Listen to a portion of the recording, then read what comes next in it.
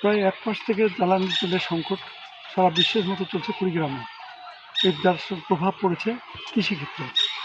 আপনি নিশ্চয়ই জানেন যে আসলে কুড়িগ্রামে যে পরিমাণ তেল সরবরাহ চলছে জ্বালানি তেল, এতে সংকট শুধু অকটেন বা পেট্রোলের মধ্যে নয়, ডিজেলের মধ্যেও সংকট চলছে এবং এখন চলছে মৌসুমে ভরা মৌসুম। আর কয়েকদিন পর এই ধানের ক্ষেতগুলো তো থোর এসে যাবে এবং এখনও পানির খুব দরকার। যেহেতু ডিজেল কম পরিমাণে সরবরাহ করছে, কৃষকরা পেট্রোল পাম্পগুলোতে ডিজেল চেয়েও পাচ্ছে না, তাই তারা বাধ্য হয়ে তাদের জমিতে শ্যালো মেশিন দিয়ে পানি দিতে পারছে না। কিন্তু কিছুটা সৌভাগ্য হলেও বলতে হয় যে আসলে ২-৩ দিন থেকে টানা বৃষ্টির কারণে যে শ্যালো দিয়ে যে পানিটা দিত, কিন্তু প্রাকৃতিকভাবে এই বৃষ্টির পানি পেয়ে ক্ষেতগুলো কিছুটা যে সংকট ছিল, কিছুটা অল্প সময়ের মধ্যে এই সংকটটা কেটে গেছে।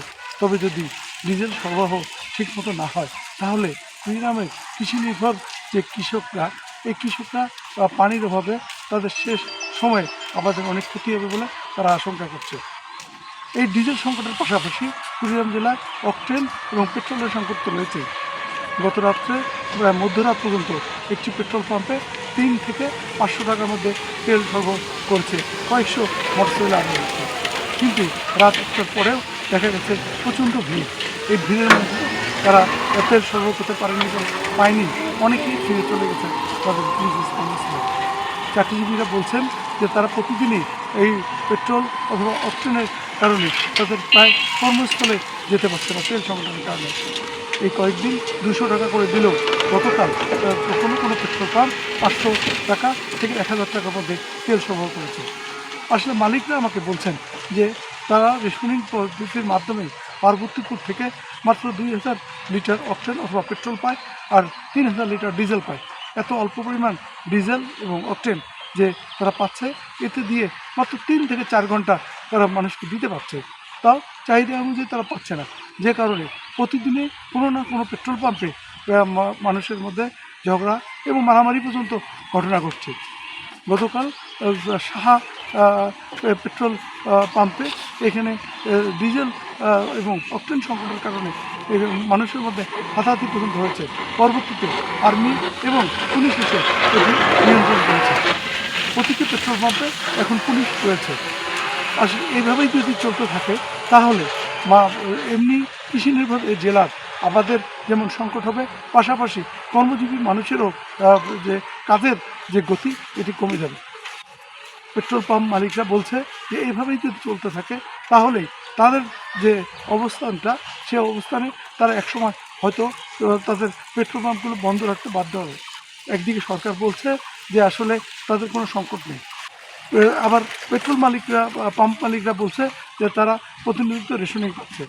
এর মধ্যেই কুড়িগ্রামের রৌমারীতে এক দলের এক নেতার বাড়িতে প্রায় ২ ব্যারেল ডিজেল পাওয়া গেছে এবং এটি নিয়েও বেশ হইচই শুরু হয়েছে।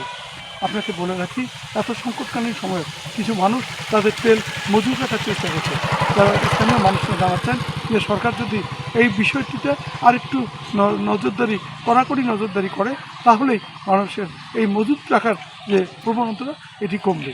আমরা কৃষক মানুষ, এখন বড় মৌসুম চলছে, বাজারে গেলে তেল পাওয়া যায় না। আমরা কি করবো এখন?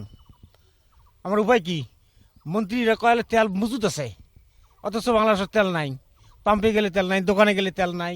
আজ ৬-৭ দিন থেকে এখানে যে পানি দেবো, কোনো তেল পাবা নিছি না। যদি তেল না পাই, তাহলে আমরা জমিতে বড় লাগাবো কীভাবে, বাঁচবো কীভাবে? পাম্পের মধ্যে গেছি, তেল মনে করো ১০০ টাকা ২০০ টাকা তেল দিচ্ছে, এরা পাম্পের মধ্যে তেলও দেয় না, কোনো দেয় না। আমরা কৃষক মানুষ, আমরা তেল না হলে আমরা আবাদ কর্ম কি দিই? তাহলে আমরা কৃষি মানুষ, আমরা চলবো কীভাবে?